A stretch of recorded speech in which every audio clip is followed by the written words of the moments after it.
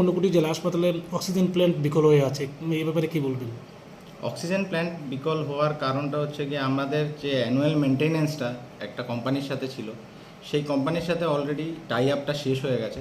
তো নতুনভাবে যতদিন না আমাদের কারণ কোনো একটা কোম্পানির সাথে অ্যানুয়াল মেনটেনেন্সটা শুরু হচ্ছে, ততদিন আমরা থ্রো সিলিন্ডার্স পরিষেবা দিয়ে যাচ্ছি। কোনো পরিষেবাতে কোনো ঘাটতি নেই আমাদের। মানে এখানে এসে কেউ বলতে পারবে না যে কোনোভাবে অক্সিজেন পায়নি বা কোনো কিছু অক্সিজেনের জন্য কোনো পেশেন্টের কোনো ক্ষতি হয়েছে। আমরা যতটা পারি থ্রো সিলিন্ডার্স মেনটেন করে যাচ্ছি, কিন্তু ওই ওই অক্সিজেন প্ল্যান্ট মেনটেন করার জন্য যেটা দরকার সেটা হচ্ছে একটা অ্যানুয়াল মেনটেনেন্স, যেটা থ্রো ডিএইচএস করবে। আমরা অলরেডি ডিএইচএসকে through PWD mechanical Kumarghat division already জমা দিয়ে দিয়েছে।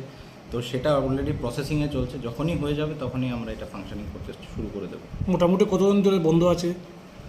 নিয়ার অ্যাবাউট 7-8 মাস ধরে বন্ধ আছে।